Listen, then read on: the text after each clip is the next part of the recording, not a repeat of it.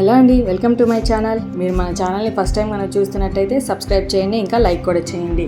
ఈరోజు second day కదా నవరాత్రులకి, అందుకని మేమైతే పొంగల్ చేస్తున్నాం అనమాట.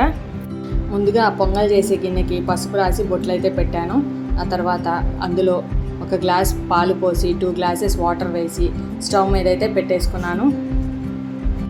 మనకి పాలు పొంగొచ్చేలోపు పక్కన ఒక గిన్నెలో బియ్యం పప్పు అయితే కడుక్కుందాము. నేను ఒక గ్లాస్ బియ్యానికి 3/4 గ్లాస్ అయితే పెసరపప్పు వేసుకున్నాను. అవి బాగా ఒక 2 టైమ్స్ వాష్ చేసుకొని నానబెట్టుకున్నాను అనమాట. తర్వాత మనకి పొంగల్ అనేది పొంగిందనమాట.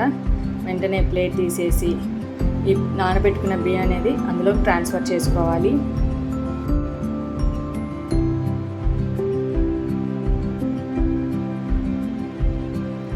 ఎక్సెస్ వాటర్ అంతా వంపేసుకొని ఓన్లీ రైస్ వరకు వేసుకోవాలి.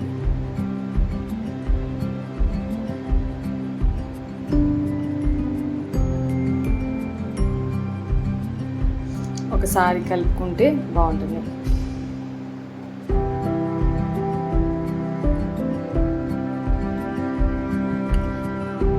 పొంగల్ అనేది పొంగకుండా చూసుకోవాలన్నమాట. ఇంకా మధ్య మధ్యలో కొంచెం పాలు యాడ్ చేసుకుంటూ ఉండాలి.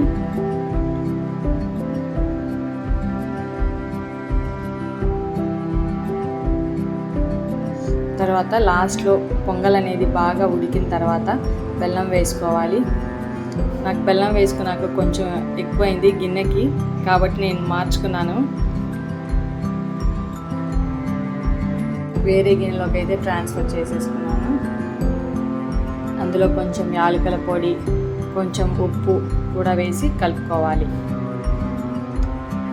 అలా కొంచెం పొంగల్ అనేది దగ్గర పడేంత వరకు కలుపుకోవాలి. అడుగంటకుండా తిప్పుతూ ఉండాలి.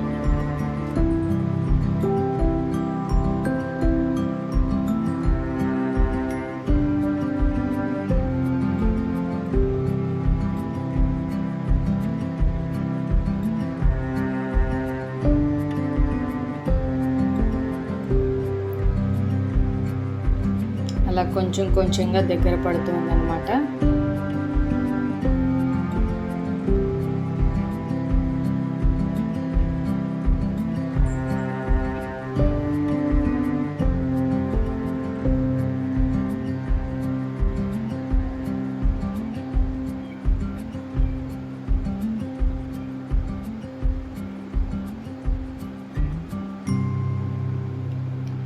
కొంచెం డ్రై ఫ్రూట్స్ ఏమైనా ఉంటే యాడ్ చేసుకోండి.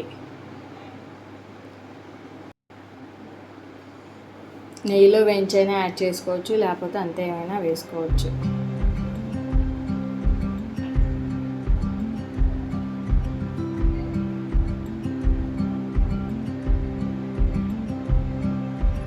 తర్వాత దేవునికి నైవేద్యంలాగా ఒక కప్లో పెట్టి ఇంకా సర్వ్ చేసుకోవడమే.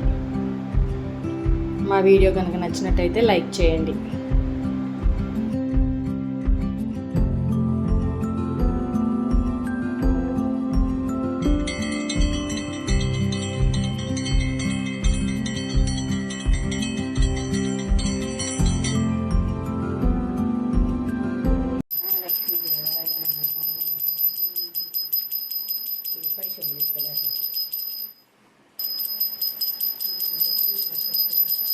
అమ్మవారి దగ్గరగా బాగా ఫస్ట్ చల్లాలి వాటిని నీళ్ళు.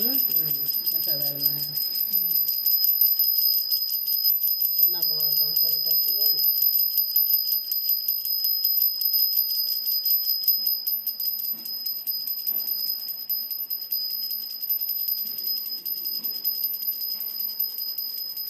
కూతుర్ని కదా, అందుకని కొంచెం బ్లడ్లో వస్తాయి అన్నమాట. అసలు భలే తీస్తాడు మా డాడీ ఫోటోలు, ఒక్కళ్ళు కూడా కళ్ళాపరు.